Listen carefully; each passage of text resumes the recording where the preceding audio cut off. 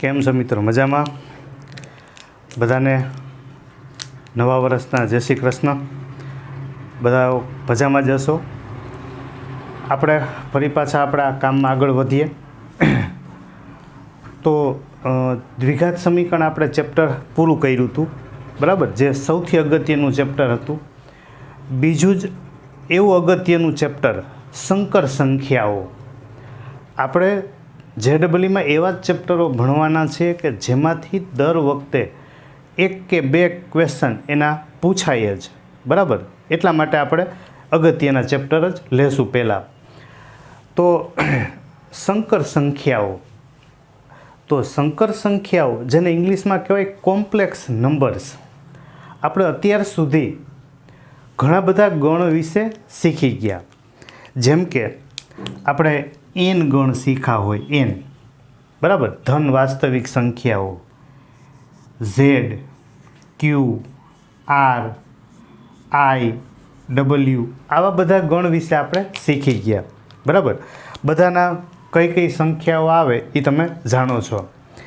N એટલે ધન વાસ્તવિક સંખ્યા, જેમાં બધી પ્લસ સંખ્યાઓ આવતી હોય. ડબલ્યુ હોલ નંબર, જેને પૂર્ણ સંખ્યા કહીએ છીએ, એમાં 0 આવે અને ધન સંખ્યા આવશે, બરાબર. પછી ઝેડ એટલે પૂર્ણાંક સંખ્યા ગણ, પૂર્ણાંક, જેમાં 0 ધન અને ઋણ સંખ્યા આવે. ક્યુ જેને આપણે કહીએ છીએ સમય સંખ્યા ગણ, સમય, જેમાં અંશ અને છેદ હોય. આઈ અસમય સંખ્યા ગણ, મતલબ કે સમય ના હોય. સમય એટલે આપણે શીખી ગયા ગણ ચેપ્ટરથી, અંશ અને છેદ હોય, પણ અંશ તમે ઝેડમાંથી લઈ શકો અને છેદ એનમાંથી લઈ શકીએ. મતલબ અંશમાં 0 ધન કે ઋણ સંખ્યા ચાલે, છેદમાં તો માત્ર ધન સંખ્યા જ હોય. આઈ એટલે કે અસમય સંખ્યા.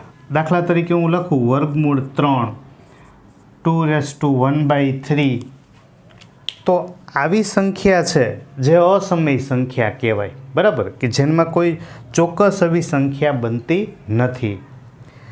આર એટલે કે વાસ્તવિક સંખ્યા ગણ, જેમાં બધી આવી જાય, 0 ધન, ઋણ, પૂર્ણાંક, અપૂર્ણાંક, સમય, અસમય, આ બધા જ ગણ છે એ આરમાં આવી જાય, બરાબર.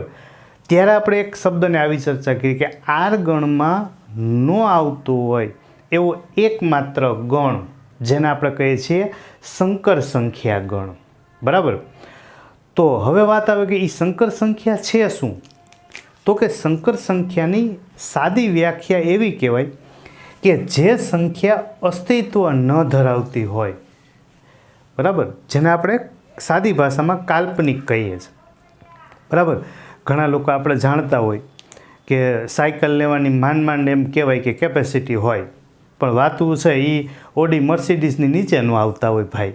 એટલે આપણે કહે કે આ કઈ દુનિયામાં જીવે છે, અથવા આપણે એને કહેવું પડે ભાઈ તું પાછો હોય, બરાબર. એટલે અસ્તિત્વ ન ધરાવે.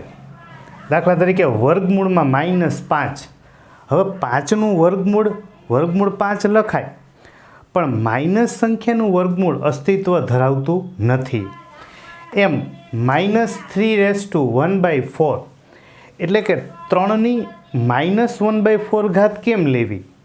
-3 એનું વર્ગમૂળ નીકળે, ચતુર્થમૂળ નીકળે, પણ માઇનસનું કોઈ પણ મૂળ એટલે કે વર્ગમૂળ કે ચતુર્થમૂળ નીકળી શકે નહીં. અસ્તિત્વ ન ધરાવતી હોય એવી સંખ્યા જેને કહેવાય સંકર સંખ્યા, બરાબર. હવે આપણે એવી ચર્ચા કરીએ કે આ સંખ્યાની જરૂરિયાત ઊભી શું કામ થઈ. આપણે ખબર પડી ગઈ કે આને સંકર સંખ્યા કહેવાય, પણ આની જરૂરિયાત શું કામ ઊભી થઈ? તો કે એના માટે મેં 2 વાક્ય લખ્યા છે, તમે ધ્યાનથી વાંચશો, આરામથી આવડી જશે. કોઈ પણ વાસ્તવિક સંખ્યાનો વર્ગ, વાસ્તવિક સંખ્યા બોલું છું, મતલબ આરમાં આવતી હોય એવી સંખ્યા, કોઈ પણ વાસ્તવિક સંખ્યાનો વર્ગ હંમેશા કાં તો ધન હોય કે શૂન્ય જ હોય.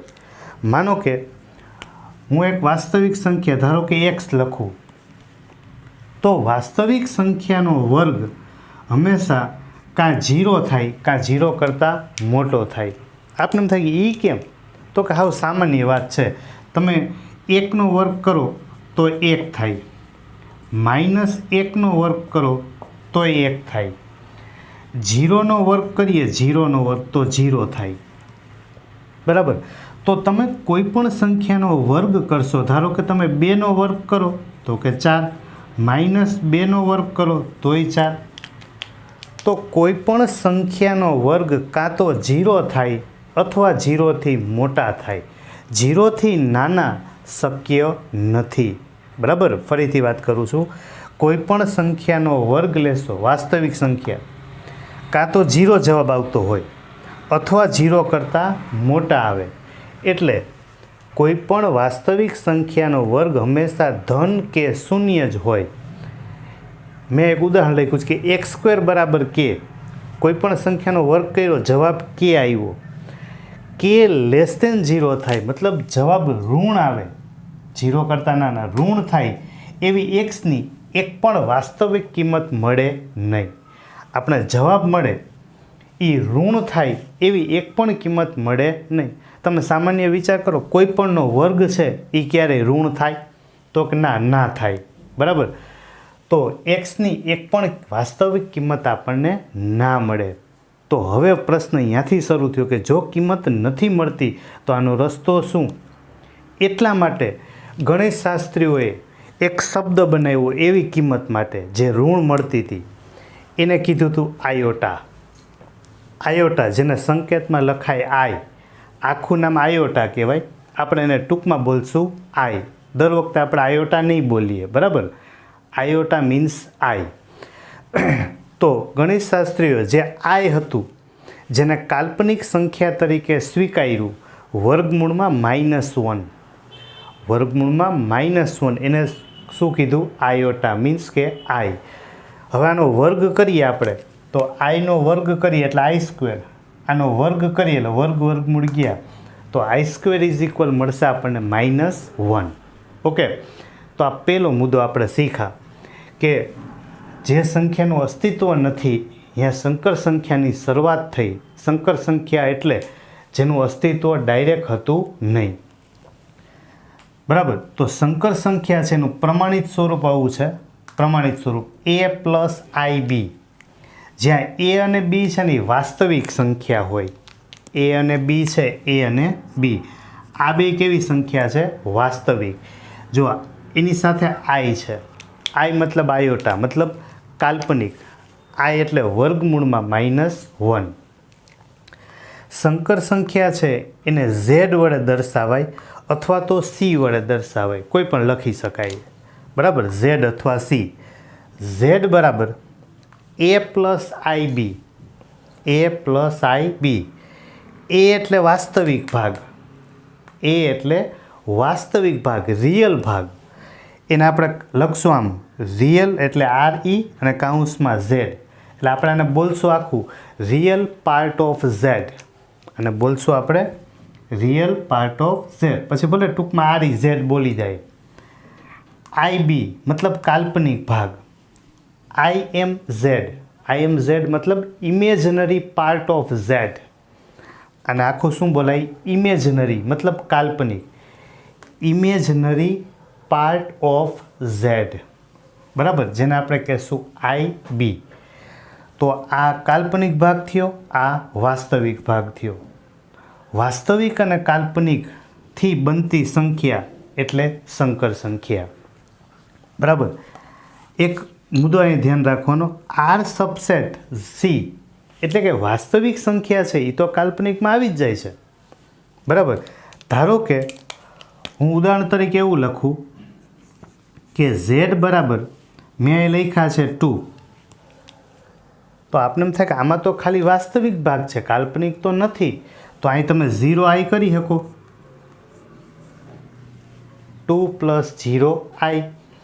તો જેમાં ખાલી વાસ્તવિક ભાગ હોય એને શુદ્ધ વાસ્તવિક સંખ્યા કહેવાય. એને આપણે કહીશું શુદ્ધ વાસ્તવિક. શુદ્ધ, સમજી ગયા ને? એમાં ભેળસેળ નથી, કાલ્પનિકની ભેળસેળ નથી. અથવા હું આમ લખું ખાલી, ધારો કે 3i, તો આમાં વાસ્તવિક ભાગ નથી. વાસ્તવિક ના હોય તો અહીંયા પ્લસ શું કરી નાખું? 0. 0 + 3i, બરાબર. તો આમાં કાલ્પનિક ભાગ છે, એટલે આને કહેવાય શુદ્ધ કાલ્પનિક. આને કહેવાય શુદ્ધ કાલ્પનિક, બરાબર.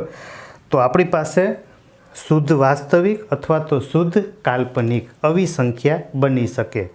એક વાસ્તવિક ભાગ, એક કાલ્પનિક ભાગ. ઓકે. R સબસેટ C વાસ્તવિક સંખ્યા છે, એ સંકર સંખ્યામાં તો હોય જ. હવે જે આપણે I માટે શીખ્યા એના માટેની એક વાત કરી લઈએ ભેગી. તો I છે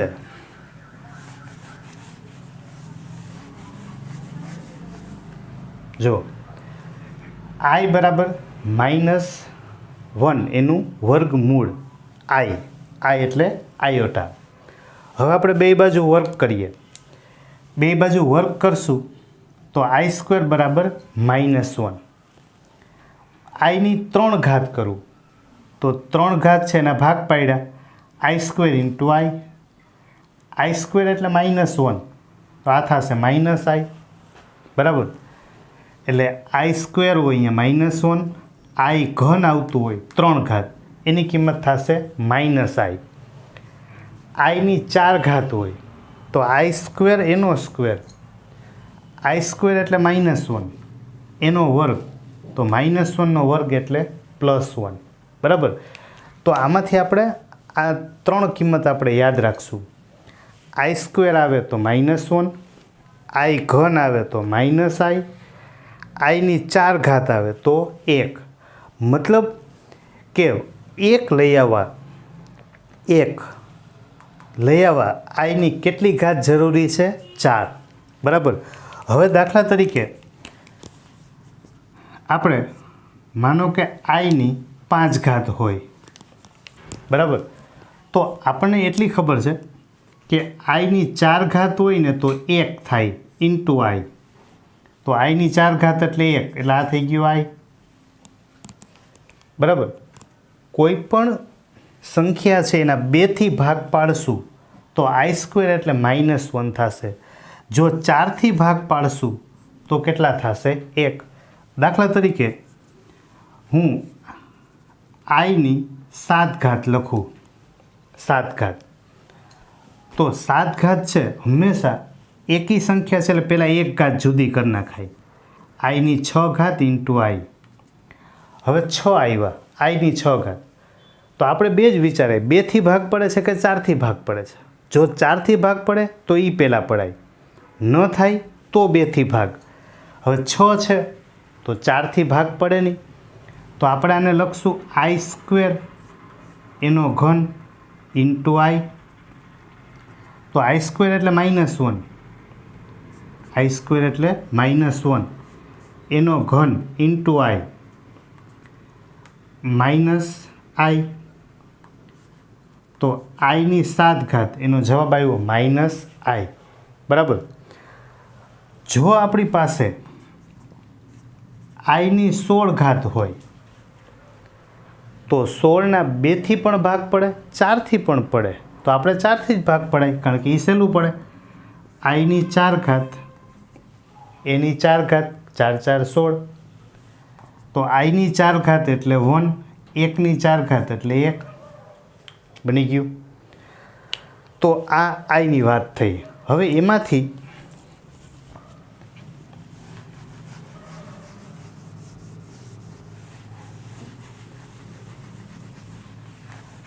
તો આપણી પાસે I² હશે તો -1, I ઘન હશે તો I² × I એટલે એ થશે -I. I ની 4 ઘાત હશે તો એની કિંમત થઈ જશે 1, બરાબર. ચાલો, આ 3 કિંમત આપણે શીખ્યા. હવે એમાંથી પહેલા પ્રકારના આપણે દાખલામાં જઈએ, બરાબર. આપણે પહેલેથી જ થોડાક કોમ્પ્લિકેટેડ દાખલાઓ લેશું, જેથી ટેક્સ્ટબુક તો થઈ જ ગયું હોય, એમાં તો બહુ ઇઝી દાખલા હોય, એમાંથી થોડાક સારા દાખલામાં લેશું. અને પછી આપણે લેવલ વધારતા જાઉં. ચાલો, આમાં i⁴n+3 છે, બરાબર. જ્યાં આપણે રકમ એક શરત આપી છે કે n બિલોંગ્સ ટુ n, બરાબર. n છે એ ધન સંખ્યા આપણે લેવાની છે. જો આપણે nની કિંમત મૂકી હોય તોય ભલે, n belongs to capital N મતલબ ધન સંખ્યા. જો હું પહેલાં n બરાબર 1 મૂકી દઉં આખા દાખલામાં, n બરાબર કેટલા મૂકી દઉં? 1. તો i શું થઈ જાય? આ 1 મૂકીશ એક અહીંયા, તો 4 × 4, 4 ને 3, આ કેટલા થશે? તો કે 7, પ્લસ માઇનસ i 1 મૂકું તો 8 × 8, 8 - 3 એટલે 5, એના છેદમાં -1, n બરાબર હું 1 મૂકું, n બરાબર 1, તો 12 - 1 એટલે એ થશે 11, માઇનસ i 1 મૂકું તો 2 - 16, 2 - 16 એટલે આની ઘાત થશે -14, બરાબર. ચાલો, ફરીથી આપણે રકમમાં શરત આપી small n belongs to capital N. n એટલે ધન સંખ્યા લીધી તો n બરાબર 1 મૂકી દઈએ આપણે, તો 4 × 4 ને 3 7, 1 મૂકી દીધા બધી જગ્યાએ, બરાબર. હવે આનું આપણે સાદું રૂપ આપતા જઈએ, બરાબર. ચાલો, આ i⁴ આ માઇનસ i⁵ છે, તો 5 છે એટલે માઇનસ જ થવાનું છે, એટલે આ થશે -i⁵, બરાબર. પ્લસ માઇનસ થઈ જશે માઇનસ.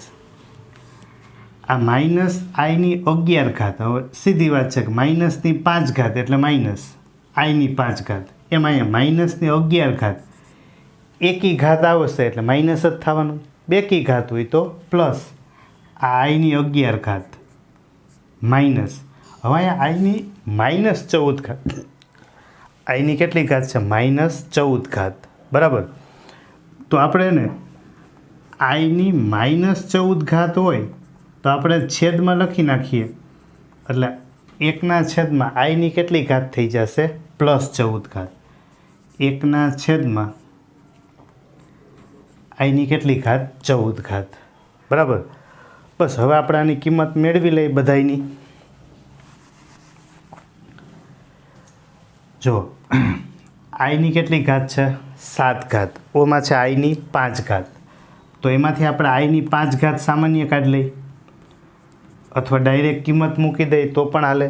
જો i⁵ છે, તો i⁵ છે એટલે i⁴ × i, એટલે 1, એટલે આ થઈ ગયું ખાલી i. પછી i⁷ છે, 7, તો i⁶ × i, i⁶ છે એટલે i² એનો ઘન × i, i² એટલે -1, એટલે આ થઈ ગયું -i, બરાબર. i² એટલે -1, -1/3 એટલે માઇનસ. પછી છે આપણી પાસે i⁻11, હંમેશા એકી સંખ્યા હોય એટલે એક i પહેલાં જુદું કરી નાખાય, i1 અને i⁻10, 10 એટલે 2/5, 5 × 2 = 10. આ i² એટલે -1, -1/5 એટલે માઇનસ થશે, એટલે એનો જવાબ આવશે -i. એના પછી આપણી પાસે છે 1/i⁴, તો 14 એટલે બેકી સંખ્યા છે, i² ની કેટલી ઘાત? 7, i² એટલે -1, એની 7, એટલે એ થઈ ગયું -1, બરાબર. તો આપણે પહેલો દાખલો છે એટલે બધી નાની નાની ગણતરીઓ કરશું, પછી અમુક ગણતરીઓ સીધી શીખતા જશું, બરાબર, અને તમને પણ ટેવ પડતી જશે. તો પહેલાં આપણી પાસે હતું n વાળા પદ, તો n બરાબર આપણે મૂકી દીધા 1, એટલે બધી ઘાત બની ગઈ. ઘાત બની જાય પછી આપણી પાસે બધી આઈની 7 ઘાત, એક આઈ જુદો આઈની 6 ઘાત, આઈ સ્ક્વેરની 3 ઘાત, પછી 11 હોય તો એક આઈ 10 ઘાત, આઈની 10 ઘાત, 14 હતા તો 2 7 14, બરાબર. ચાલો એની કિંમત મૂકતા જાય તો હવે આપણી પાસે આઈની 7 ઘાત, તો આઈની 7 ઘાત એની કિંમત છે આપણી પાસે માઇનસ આઈ, આ માઇનસ આઈ. આઈની 5 ઘાત, તો આઈની 5 ઘાતની કિંમત છે આપણી પાસે આઈ, બરાબર. એના છેદમાં માઇનસ આઈની 11 ઘાત, આઈની 11 ઘાતની કિંમત છે માઇનસ આઈ, માઇનસ 1ના છેદમાં આઈની 14 ઘાત, આઈની 14 ઘાતની કિંમત છે માઇનસ 1. થઈ ગયું. એટલે આ બની જશે આપણી પાસે માઇનસ આઈ એટલે એ થઈ ગયું માઇનસ 2i, એના છેદમાં માઇનસ માઇનસ પ્લસ આઈ માઇનસ માઇનસ પ્લસ એટલે આ થઈ ગયું 1 પ્લસ આઈ, બરાબર. હવે તો કે આપણી પાસે જવાબ આવી ગયો પણ ઓપ્શન એક પણ એવા નથી. તો કે તો એનો રસ્તો શું? તો કે તો આપણે અનુબદ્ધ કરણી કરી નાખવાની. છેદમાં 1 પ્લસ આઈ છે તો 1 માઇનસ આઈથી ગુણી નાખવાનું, 1 માઇનસ આઈથી ભાંગી નાખવાનું, બરાબર. એટલે આ થઈ જશે માઇનસ 2i ગુણાકારમાં 1 એટલે minus 2i plus minus 2i ગુણાકારમાં આઈ એટલે માઇનસ 2i સ્ક્વેર, એના છેદમાં 1 પ્લસ છે તો 1 માઇનસથી કરણી કરીએ આપણે એટલે માઇનસ 2i ગુણાકારમાં 1, આ થઈ જશે minus minus plus 2i square, 1 plus I 1 minus I એટલે 1 માઇનસ થઈ જશે આઈ સ્ક્વેર. બેયમાં પદ સરખા, નિશાની જુદી, પહેલાનો વર્ગ માઇનસ બીજાનો વર્ગ. આ માઇનસ 2i, હવે આઈ સ્ક્વેર એટલે માઇનસ 1, આઈ સ્ક્વેર એટલે માઇનસ 1 એટલે એ થઈ ગયા માઇનસ 2, આઈ સ્ક્વેર એટલે માઇનસ 1 તો માઇનસ માઇનસ પ્લસ 1, 1 પ્લસ 1 એટલે 2, બેમાંથી 2 કોમન લઈ નીચે ઉડાડી દેશું એટલે માઇનસ આઈ માઇનસ 1. આ આપણો જવાબ થશે, ઓપ્શન આવશે ડી, બરાબર. તો આમાં આપણે જોવા જઈએ તો 1 2 3 4 5 6 થી 7 સ્ટેપમાં આપણે દાખલો ગણ્યો.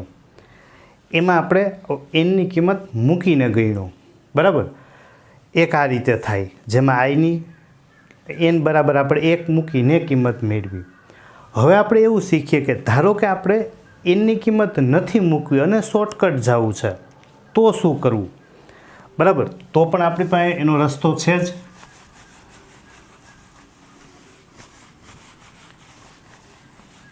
જો એનની કિંમત મૂકીને ગણીએ તોય થાય. હવે અહીંયા આપણે બીજી રીતે એવું કરીએ કે જેમાં આપણે થોડુંક શોર્ટકટ જવું હોય તો આઈની 4n પ્લસ 3 છે તો આધાર સરખો એટલે ઘાતનો સરવાળો થાય.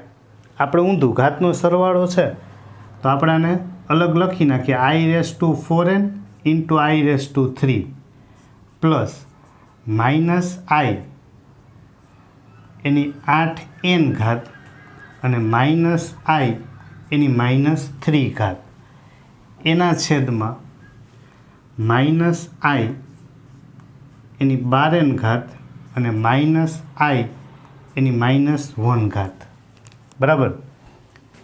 માઇનસ આ થશે આઈ સ્ક્વેર ઇન્ટુ આઈની કેટલી ઘાત તો કે -16n ઘાત, બરાબર. ખાલી આપણે એટલું જ કર્યું બધાની ઘાતનો સરવાળો હતો એને અલગ અલગ લખી નાખ્યા. હવે તમે જોશો ને તો જો અમુક કિંમતો સીધી આપને આવડી જશે. દાખલા તરીકે i⁴n છે એટલે સામાન્ય વાત છે કે જો તમે n બરાબર તમે 1 બોલો 1 તો આઈની 4 ઘાત થઈ, આઈની 4 ઘાત થશે ને એટલે 1 થઈ ગયું એટલે આ તો 1 બની ગયું, બરાબર. એટલે આપણી પાસે અહીંયા વધ્યું આઈ ઘન. જો આપણે આ 3 કિંમતથી જ જાય છે, આઈ ઘનની કિંમત હું મૂકી દઉં ડાયરેક્ટ -i થઈ ગયું. અહીંયા માઇનસ આઈની 8n છે 8n, તો 8n એટલે આમ જોવા જઈએ તો 8 એટલે 4 2 8 થવાના ને, કેટલા થવાના? માઇનસ આઈ 8n છે તો હું એની ઘાત કરી નાખું 4n અને એની કેટલી ઘાત કરી નાખું 2, બરાબર. હવે આઈ છે આઈ, એની આપણે 4n ઘાત કરીએ આઈની, તો આઈની 4n ઘાત કરશું તો એની કિંમત 1 થશે, બરાબર. બીજું એ કે માઇનસની 4n ઘાત એટલે એ તો પ્લસ જ થયું, બરાબર. તો આની કિંમત આપણે લખવા જઈએ, જોજો ફરીથી બોલું છું, માઇનસ છે એની 4 ઘાત છે એટલે એ તો પ્લસ થઈ ગયું, આઈની 4n ઘાત છે એ 1 થઈ ગયું અને એનો વર્ગ કરશો એટલે એ તો 1 બની ગયું, આની કિંમત થઈ ગઈ 1. હવે આમાં માઇનસ આઈની કેટલી ઘાત છે? તો કે માઇનસ 3 ઘાત છે. જો સીધું આવડે તો સીધું ગણાય, બાકી 1ના છેદમાં માઇનસ આઈ એની 3 ઘાત એટલે 1ના છેદમાં માઇનસનો ઘન એટલે માઇનસ આઈ ઘન. આઈ ઘનની કિંમત આપણી પાસે છે માઇનસ આઈ એટલે માઇનસ માઇનસ થઈ ગયું પ્લસ, એટલે આનો જવાબ આવ્યો 1ના છેદમાં આઈ, બરાબર. માઇનસ આઈની 12n ઘાત, પહેલાં તો એ કે માઇનસની 12 ઘાત છે, 12 ઘાત હોય એટલે એ તો પ્લસ, આઈની 12 ઘાત એટલે 12 ઘાત કરો એટલે 4 3 12 થાય, ચોગડો સીધો આવતા હોય 4 એટલે એની કિંમત શું થઈ જવાની? 1 જ, બરાબર. માઇનસ આઈની -1 ઘાત છે એટલે 1ના છેદમાં આપણે એને લખી શકીએ માઇનસ આઈ, થઈ ગયું. અને લખીએ તો માઇનસ ઘાતને છેદમાં લઈ લઈએ, 1ના છેદમાં માઇનસ આઈ માઇનસ, હવે આઈ સ્ક્વેર એટલે -1, અહીંયા આઈની -16n ઘાત છે, 16n ઘાત હોય એટલે 1ના છેદમાં આઈની 16n ઘાત, બરાબર. તો